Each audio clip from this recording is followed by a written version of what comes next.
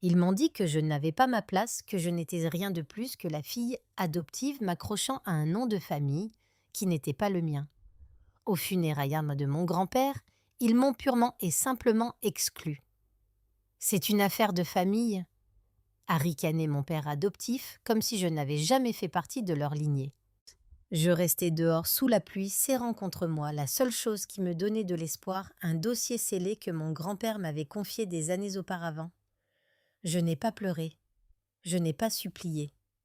Je me suis simplement promis que lorsque la vérité éclaterait, leur rire s'éteindrait. Je m'appelle Olivia Carter et aujourd'hui je dirige Carter Co., l'un des plus grands empires de la distribution aux États-Unis. Mais ne vous y trompez pas, il ne s'agit pas d'une histoire de privilège. Derrière les parois vitrées de mon bureau se cache une histoire de cicatrices d'années de moqueries, de trahisons et de combats qui ont fait de moi la femme que je suis. J'ai grandi dans une demeure qui brillait de l'extérieur, mais qui était plus froide qu'un cachot à l'intérieur. Dès mon plus jeune âge, j'ai su que j'étais différente. Mes parents adoptifs, Richard et Helen Carter, ne me le laissaient jamais oublier. Pour eux, je n'étais pas leur fille. J'étais un rappel constant que la bienveillance leur avait été imposée par mon grand-père William Carter, fondateur de la Carter Company. Richard ne m'adressait que rarement la parole, sauf pour me donner des ordres. Il portait des costumes sur mesure et arborait un sourire calculé qui donnait l'impression aux yeux des autres qu'il était un père aimant. Derrière des portes closes, ces mots blessaient plus profondément que des couteaux. « Ne t'habitue pas, Olivia. Tu n'es pas vraiment une Carter.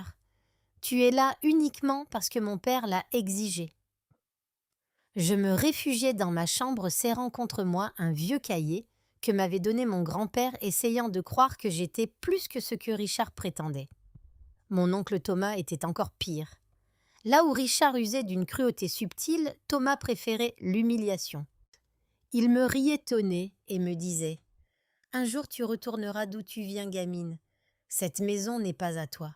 Cette famille n'est pas à toi. » Il prenait plaisir à me faire sentir comme une intruse. Mais celui qui semblait se délecter le plus de mon malheur, c'était Ethan, mon frère cadet, par le sang seulement. 2 ans plus jeune que moi, avec ses cheveux blonds et son sourire acéré. Ethan était le chouchou, celui que tout le monde voyait comme l'héritier de Carter Company. Il le savait et ne me le laissait jamais oublier. Il m'appelait la fille facile devant ses amis, renversant du jus sur ma robe d'anniversaire, juste pour rire de la façon dont je serrais les poings et ravalais ma colère. C'était incessant.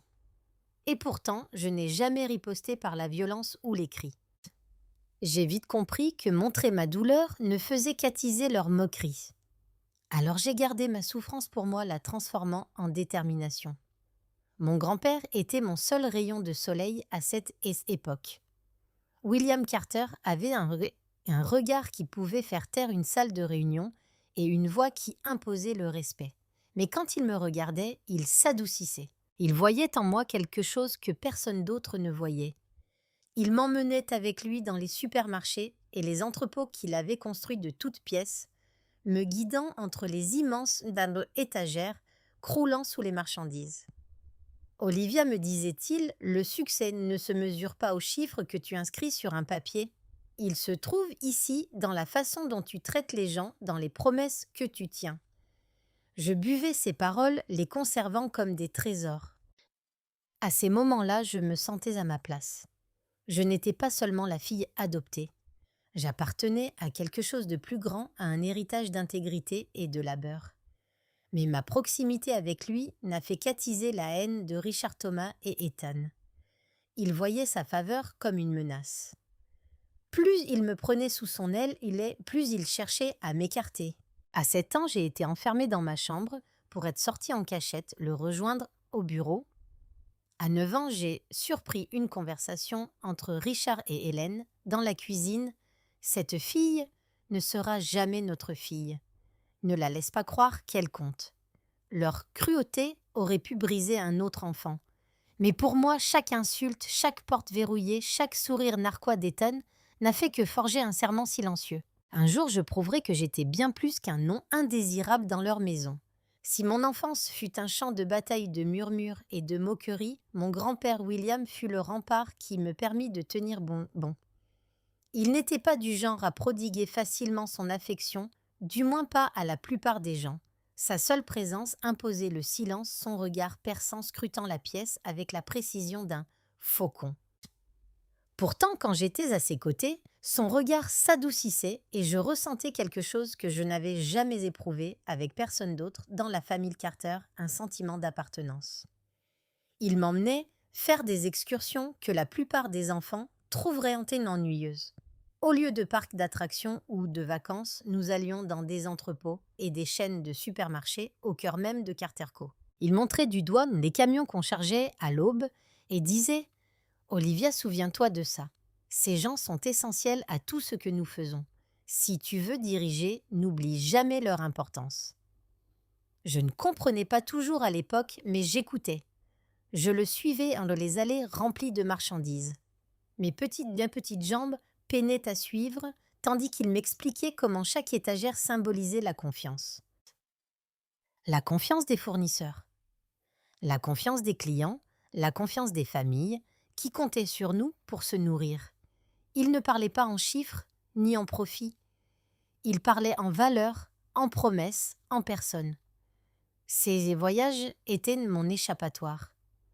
Pendant que Richard et Thomas complotaient pour le profit à la maison, pendant qu'Ethan me méprisait, j'étais dehors avec William, m'imprégnant de l'essence même de son empire. Je me souviens encore de lui s'arrêtant à une caisse, serrant la main d'une caissière qui y travaillait depuis des décennies. « Voilà le succès !» m'a-t-il murmuré. Pas l'argent dans le coffre, mais la fidélité des gens. À 12 ans, lors d'une de ses inspections, il m'a emmené dans un entrepôt à la périphérie de Chicago. Il m'a placé au milieu d'une équipe d'ouvriers, déchargeant des cartons leurs chemises, trempés de sueur, leurs rires, résonnant malgré le poids des charges. « Olivia, regarde-les !» dit-il en posant la main sur mon épaule. « Ils sont le cœur de cette entreprise. Si jamais tu deviens dirigeante, tu dois comprendre chaque tâche aussi insignifiante soit-elle. Ne laisse jamais le pouvoir t'aveugler. » J'acquiesçais, buvant ses paroles, comme si elles étaient sacrées. Et au fond de moi, je sentis une flamme s'allumer. Pour une fois, je n'étais pas la fille à draguer. J'étais sa petite fille, celle à qui il avait choisi de confier des vérités qu'il ne partageait avec personne d'autre. Mais ces moments n'étaient pas appréciés de tous. Richard et Thomas commencèrent à le remarquer. Ils n'aimaient pas la faveur que William me portait, la façon dont il me prenait sous son aile. Ils prétendaient que j'étais une distraction, que j'étais trop jeune, trop indigne. Parfois, ils m'interdisaient de l'accompagner et m'enfermaient dans ma chambre en guise de punition. Je restais assise là, le carnet de mon grand-père serré contre ma poitrine, entendant le soupir de ma mère derrière la porte. « Olivia, reste à ta place. » Oh zut, alors. Je refusais d'accepter cette place. Je trouvais des moyens de m'échapper, d'écrire des lettres à mon grand-père et de les glisser dans les livres que je savais qu'il lisait.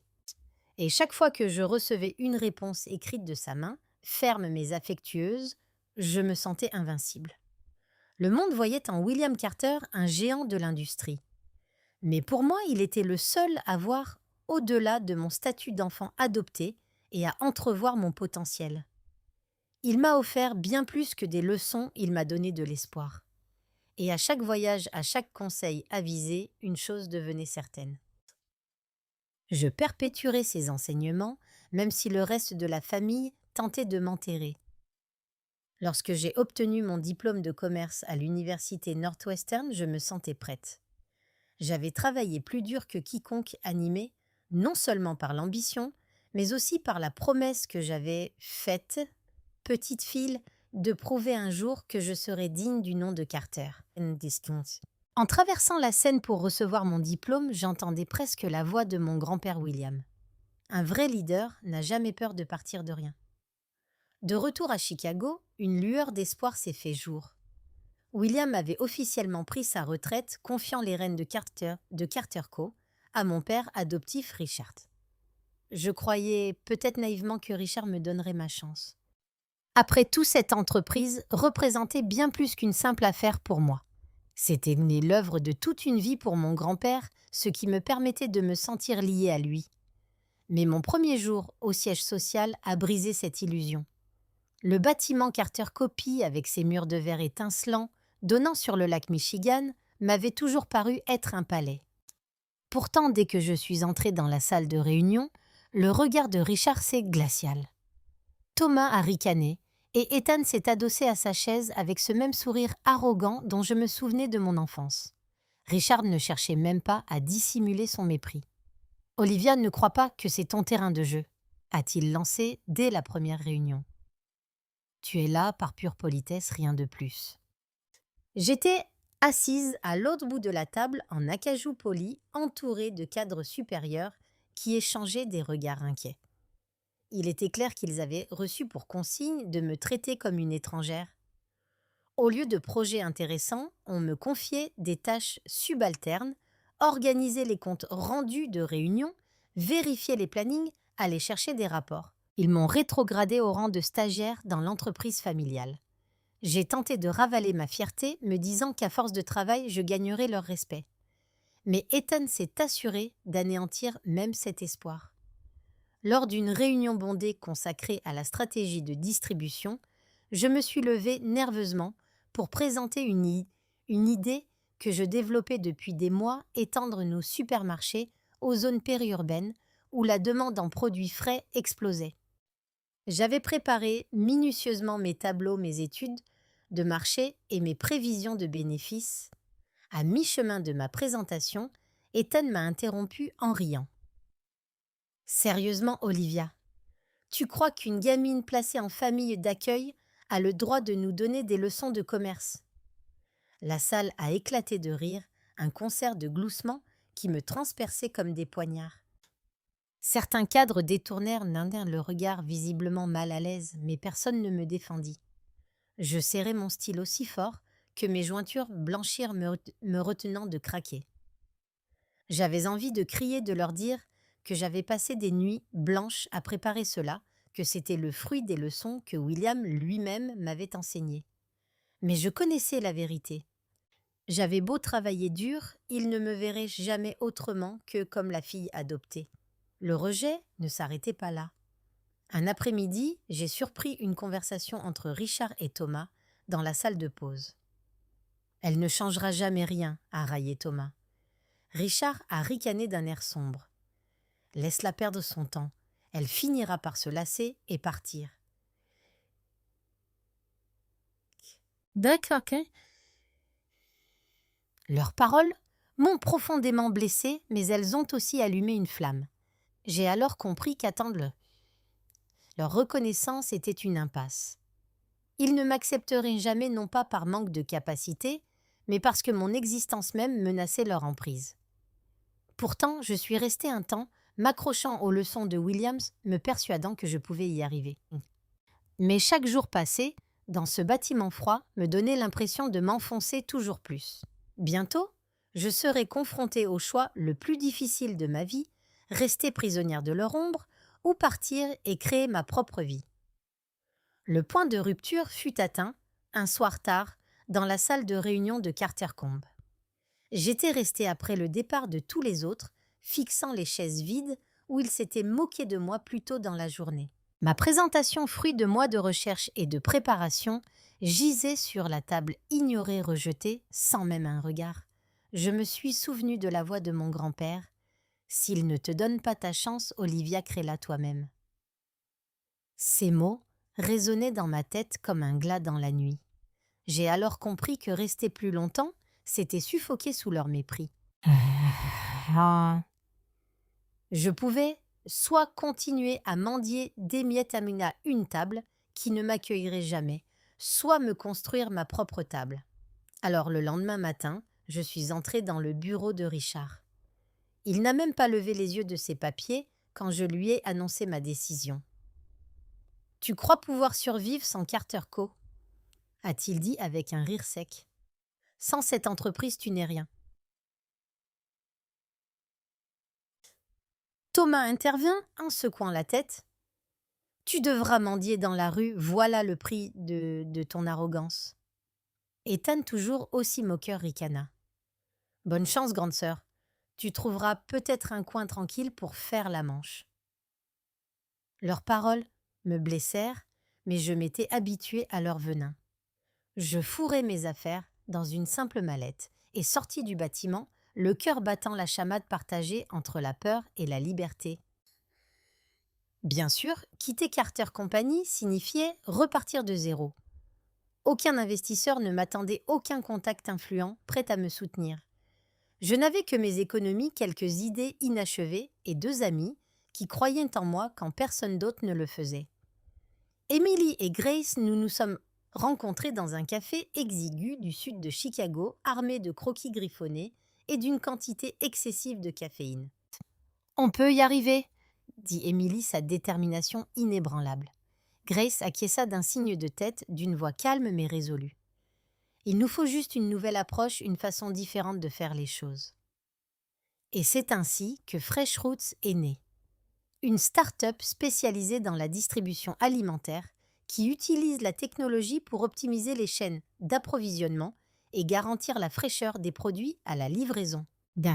Le nom était simple, mais pour moi, il était symbolique. C'était notre façon d'affirmer que nous allions renaître de nos cendres libérées de la corruption qui rongeait Carterco. Les débuts furent terribles. Nous louions un minuscule bureau qui sentait la vieille peinture avec des lumières vacillantes et un climatiseur si bruyant qu'il nous donnait mal à la tête. Nos bureaux étaient étaient dépareillés, nos chaises d'occasion et nos ordinateurs portables à peine fonctionnels. Nous essuyions refus sur refus. Les partenaires potentiels nous prenaient pour des rêveurs sans espoir face aux géants du secteur. Certains se moquaient ouvertement de nous. Je me souviens d'un fournisseur qui m'a congédié d'un geste de la main en plein milieu d'une phrase. « Vous croyez pouvoir rivaliser avec Carterco? C'est risible. » Le soir, je m'endormais à mon bureau, les yeux encore embués par la lueur des tableurs et des projections financières. La peur me guettait. Avais-je commis une terrible erreur en quittant la sécurité de la société Carter, aussi cruelle qu'elle ait été?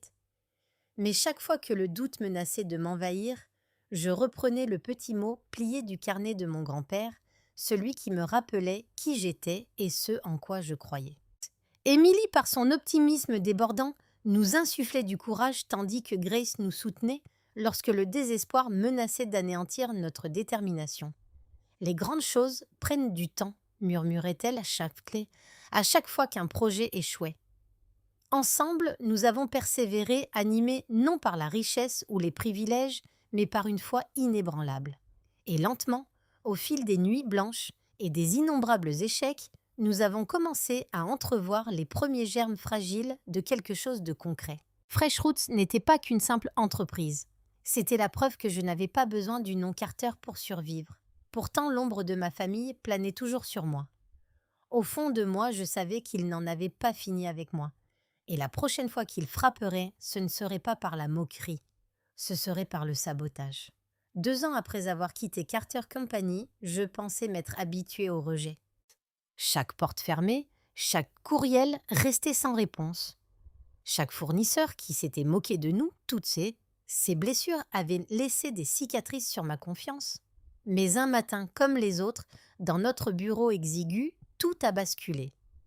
Grace a ouvert son ordinateur portable, les yeux écarquillés à la lecture d'un courriel. « Olivia », a-t-elle murmuré d'une voix tremblante. « Ils ont dit oui. » Émilie s'empara de l'écran pour le lire elle-même, puis poussa un cri. Je me précipitai vers elle incrédule. C'était un contrat, notre premier gros contrat, avec une petite chaîne de supermarchés du Sud-Est. Ils voulaient que Fresh Roots gère tout leur système de distribution alimentaire. Ce n'était pas Carterco. Ce n'était pas une entreprise nationale, mais pour nous, c'était crucial. On a ouvert quelques bien bons marchés qu'on avait gardés pour fêter ça un jour. Émilie a sauté sur sa chaise en criant « Fresh Roots est officiellement lancé !» Grace m'a serré si fort dans ses bras que j'avais du mal à respirer. Je n'ai pas pleuré à ce moment-là. Je suis restée plantée devant l'écran, les mots se confondant avec mes larmes de soulagement. Ce n'était pas juste un contrat, c'était une preuve. La preuve que toutes ces nuits de peur et d'échec en valaient la peine. La preuve que je pouvais réussir sans porter le nom de Carter. La nouvelle s'est répandue plus vite que je ne l'avais imaginé. Un petit article dans une revue économique locale me qualifiait d'héritière déshéritée, bâtissant son propre empire. Au début, cette expression m'a fait grincer des dents, mais à mesure que les journalistes s'emparaient de l'histoire, j'ai compris quelque chose. Batsue, les gens aspiraient à un symbole. Ils voulaient croire que une personne mise à l'écart pouvait réussir par elle-même. Mais ma famille, elle y voyait une menace. Richard a frappé son bureau si fort que son assistante m'a dit plus tard que le bruit avait résonné dans le couloir. Thomas a appelé ses associés, les suppliant de ne pas travailler avec nous. Et Ethan Fidel à lui-même a porté son combat sur les réseaux sociaux. Il a posté une photo de lui au siège de Carter Company avec la légende « Certains bâtissent un héritage, d'autres s'amusent avec des start-up ». Ses amis se sont déchaînés dans les commentaires, se moquant de moi. Elle a nommé sa société en référence au jardinage, a écrit l'un d'eux. On dirait qu'elle est de retour à ses premières amours à jardiner. J'aurais dû l'ignorer. Mais en lisant ces mots, j'ai senti la vieille fureur renaître en moi. Un instant, je suis redevenue cette petite fille debout dans la cuisine, entendant Richard dire que je ne serais jamais sa fille. J'ai serré les poings, les ongles enfoncés dans mes paumes, jusqu'à ce qu'Émilie pose une main sur la mienne. « Ils ont peur de toi », a-t-elle dit doucement. « C'est pour ça qu'ils font ça. » Ces paroles m'ont frappée comme une révélation. Elle avait raison. Ils ne se moquaient pas de moi parce que j'étais faible. Ils se moquaient de moi parce que pour la première fois, ils me voyaient comme une menace. Au lieu de me briser leurs attaques, m'ont galvanisée. Je me suis plongée dans le travail avec une énergie renouvelée déterminée à bâtir des racines inébranlables. Nous avons perfectionné notre plateforme améliorée, l'efficacité de nos livraisons et signé des accords avec des partenaires plus modestes, prêts à nous faire confiance. Chaque petite victoire nous donnait de l'élan. Mais je connaissais trop bien ma famille. Ils n'allaient pas rester les bras croisés et me laisser réussir. Et bientôt, leur vengeance irait bien au-delà des moqueries ou des tentatives de sabotage sournoises. Je ne m'en rendais pas compte à l'époque, mais la famille Carter s'apprêtait à frapper là où ça ferait le plus mal en m'éloignant de la seule personne qui avait toujours cru en moi, mon grand-père. C'était un mardi après-midi pluvieux quand mon téléphone a sonné.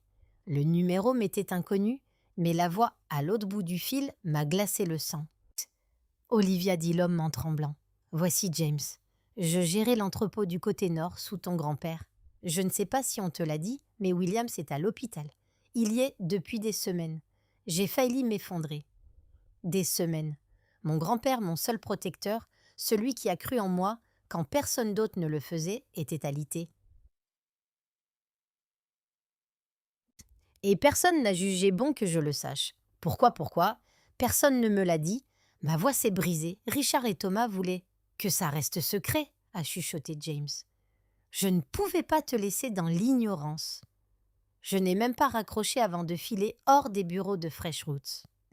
La pluie me trempait jusqu'aux os, tandis que je traversais Chicago en voiture.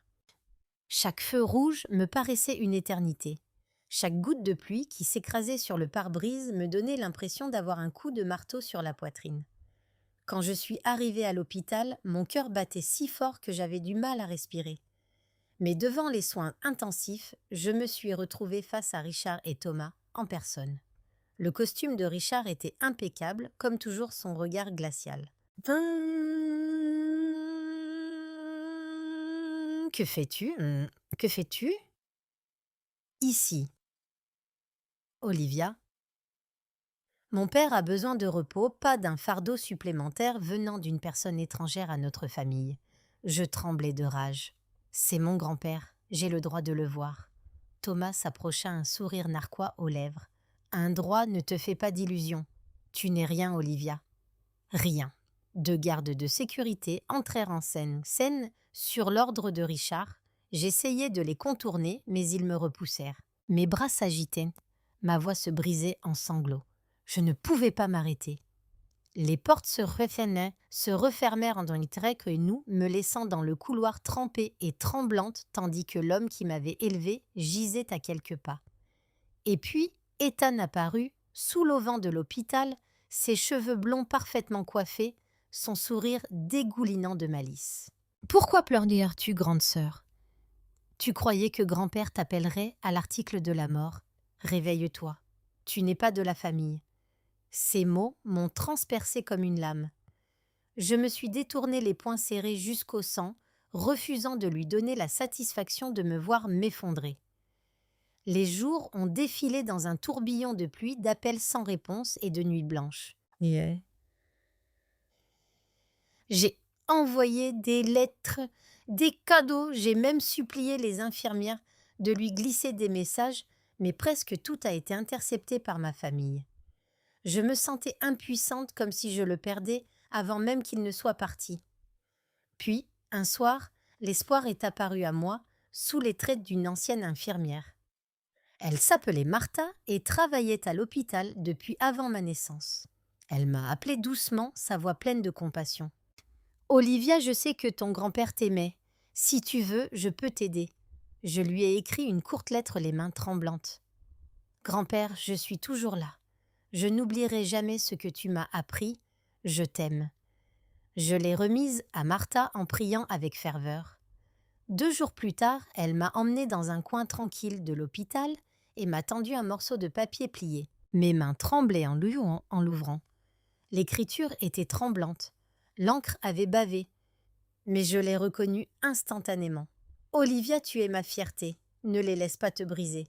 Continue de te battre. » Les larmes coulaient sur mes joues, tandis que je serrais le mot contre ma poitrine. Pour la première fois depuis des semaines, je le sentais à nouveau près de moi, me rappelant que je n'étais pas seule. Sa foi en moi était inébranlable. Même quand son corps l'a lâché, je gardais ce mot précieusement dans mon portefeuille comme un talisman. Mais la douleur ne s'est pas estompée. Chaque soir, je contemplais les lumières de la ville par la fenêtre de mon appartement, me demandant s'il savait à quel point je désirais le revoir, à quel point je l'aimais. Et puis, l'appel est arrivé. C'était Harold, l'avocat de mon grand-père. Sa voix était basse posée et grave. « Olivia, il faut qu'on se voie. C'est à propos de William. » J'ai eu le souffle coupé. Est-ce qu'il est encore en vie? Est-ce qu'il va bien? Un silence s'est installé. Puis Harold a prononcé les mots que je redoutais. Il est décédé ce matin. Le monde s'est effondré autour de moi. Mes jambes ont flanché. Mes cris se sont perdus dans le vide. Mon grand-père, mon seul repère dans la tempête, n'était plus là. Et ma famille m'avait même volé la possibilité de lui dire adieu. Je pensais que le chagrin allait m'anéantir, mais les mots suivants d'Harold m'ont arraché au désespoir. « Avant de mourir, William vous a laissé quelque chose.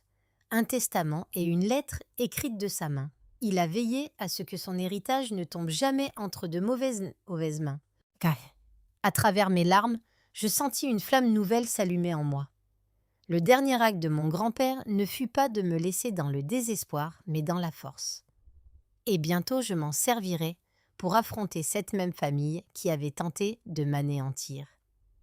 Le matin de la lecture du testament, le ciel de Chicago était lourd de nuages gris, comme si la ville elle-même se préparait à l'orage. Je me tenais devant le miroir de mon petit appartement ajustant la cravate vert foncé qui avait appartenu à mon grand-père. Je n'avais pas choisi de vêtements ostentatoires comme Richard ou Ethan les arboraient lors des réunions du conseil d'administration. Ma tenue était simple mais empreinte de sincérité, un rappel que les valeurs de William Carter continuaient de vivre à travers moi. Dans la poche de ma veste reposait le mot que Martha avait subtilisé depuis son lit d'hôpital. Son écriture tremblante m'encourageait à ne pas lâcher prise. Ce bout de papier était l'armure dont j'avais besoin. Les bureaux du cabinet d'avocats, perchés au-dessus de Michigan Avenue, offraient un panorama urbain que j'avais jadis contemplé avec admiration. J'étais sur le point d'entrer dans un champ de bataille. Lorsque j'ouvris la porte de la salle de conférence, un silence de mort s'abattit sur la pièce. Richard trônait, en bout de table, son costume gris, impeccable, l'air suffisant. À côté de lui, Thomas feuilletait des documents, avec un sourire narquois, tandis qu'Ethan, avachi dans son fauteuil, consultait son téléphone avec une assurance désinvolte. Tante d'un cousin et autres parents éloignés occupaient les autres places leur chuchotement, trahissant une anticipation palpable. Richard plissa les yeux. « Que fais-tu ici, Olivia ? C'est une affaire de famille. » Je soutins son regard. « C'est précisément pour ça que je suis là. » Thomas se laissa aller en arrière, en riant. « Retourne à ta petite start-up, Olivia, ce n'est pas ta place. » Ethan leva les yeux de son téléphone, un sourire venimeux aux lèvres. « Ou alors, tu es venu mendier quelques pièces ?» Des rires parcoururent la pièce. Je ne répondis pas. Je pris place à l'autre bout de la table et posai ma mallette sur mes genoux. À l'intérieur se trouvait l'enveloppe scellée que Harold m'avait remise le testament de mon grand-père. Mon cœur battait si fort que leurs moqueries étaient couvertes. L'avocat principal, Maître Grayson, entra quelques instants plus tard. Un homme d'un certain âge, aux cheveux argentés et aux lunettes à monture dorée, imprégnait la pièce de sa présence sereine. « Bonjour », commença-t-il.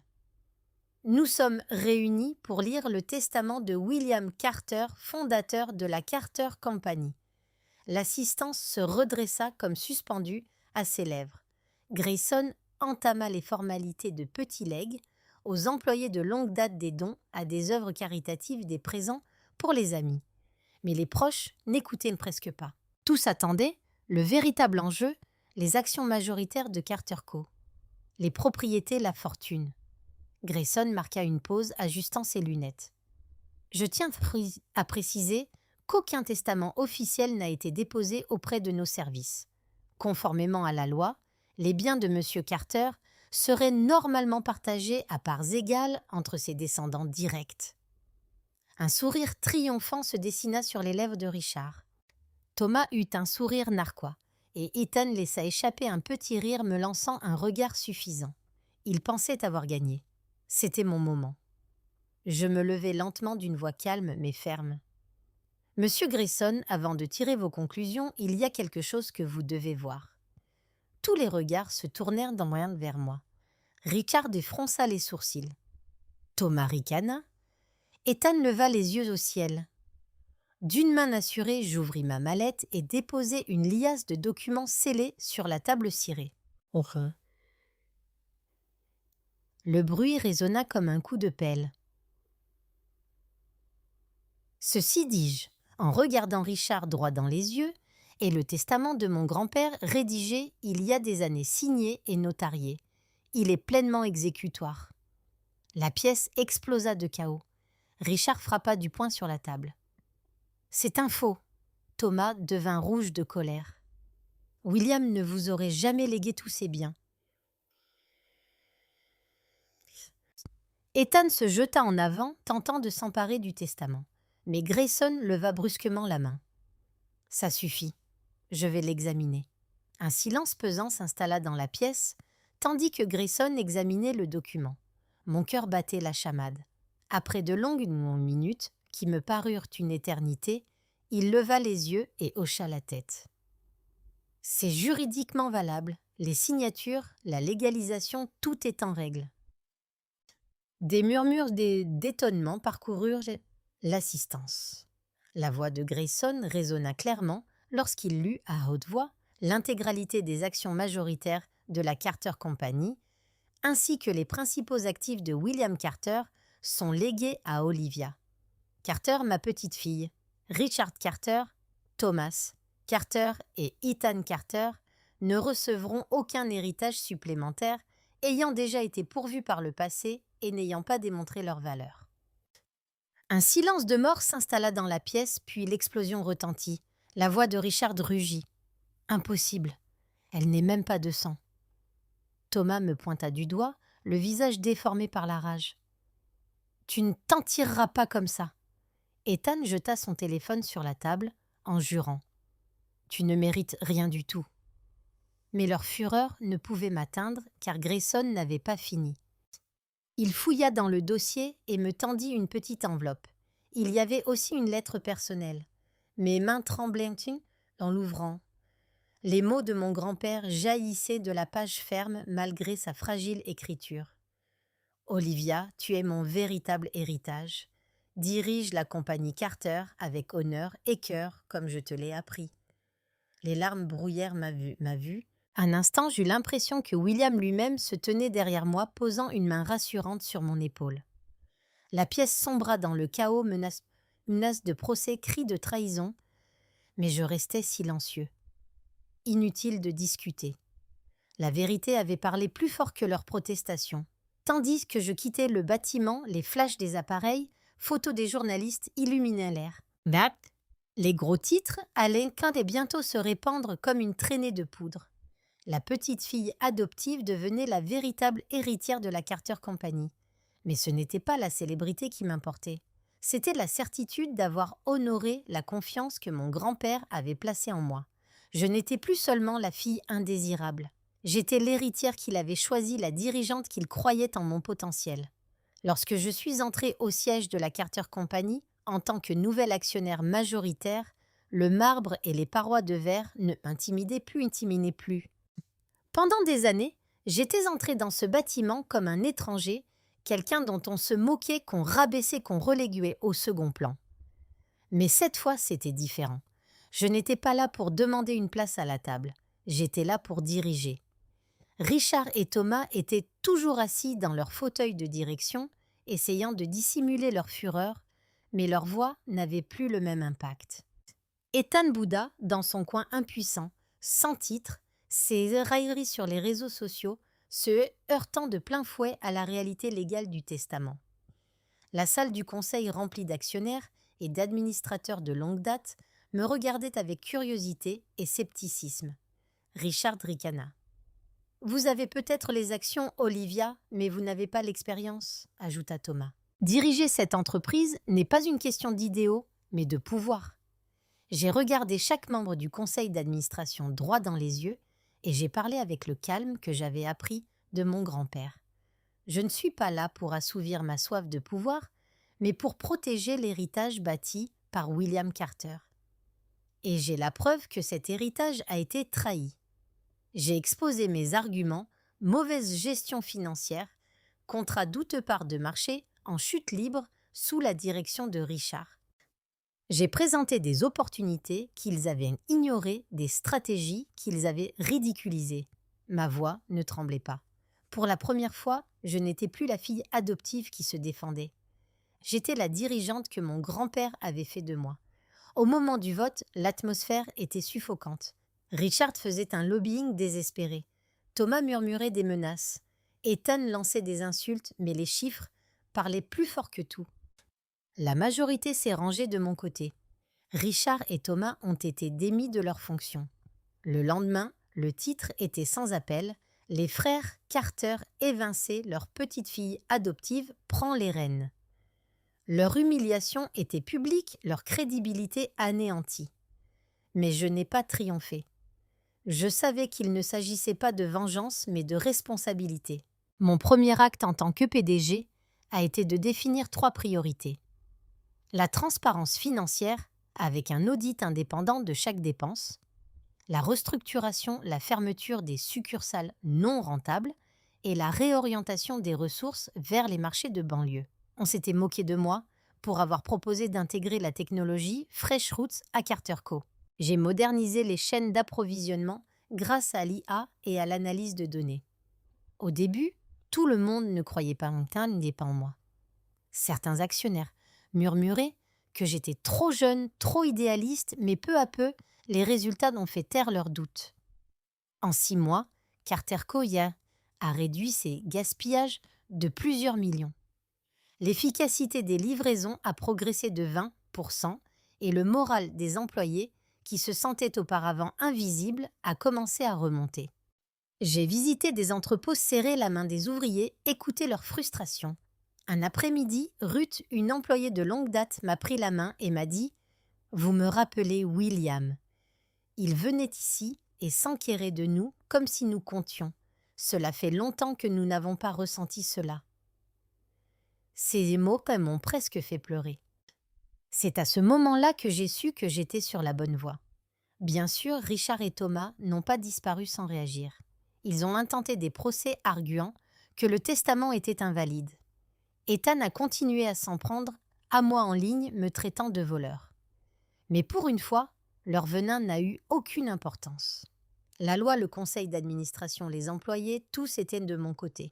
Bien, un soir, après une autre longue journée, j'étais assise dans le bureau du PDG, celui de Richards, désormais le mien. J'ouvris le tiroir du bureau et y trouvai un vieux carnet que mon grand-père avait laissé. À l'intérieur, ces principes écrits de sa main: les clients sont le cœur, les employés sont l'âme, l'honneur est le fondement. Je passai mes doigts sur l'encre délavée et souris les larmes aux yeux. Je perpétuerai cette tradition, grand-père, murmurai-je en contemplant l'horizon de Chicago. Je repensai à la jeune fille, que j'étais celle qu'on raillait la fille, facile enfermée dans des chambres à qui l'on répétait qu'elle n'aurait jamais sa place. Elle avait disparu. À sa place se tenait une femme qui avait affronté les tempêtes, bâti sa vie à partir de rien, et honoré le seul homme qui ait jamais cru en elle. Si je ne devais donner qu'un seul conseil à ceux qui écoutent mon histoire, ce serait celui-ci: on essaiera de vous définir par vos cicatrices, vos faiblesses, vos échecs. Ne les laissez pas faire. Les cicatrices peuvent se transformer en force. Ce que d'autres considèrent comme une faiblesse peut devenir votre atout. L'héritage des Carter ne se résume pas à la richesse au bâtiment ou aux chiffres d'un rapport. Il s'agit d'honneur, de persévérance et de ceux qui croient en vous quand personne d'autre ne le fait. C'est l'héritage que je veux perpétuer. C'est l'héritage que mon grand-père m'a confié pour le protéger.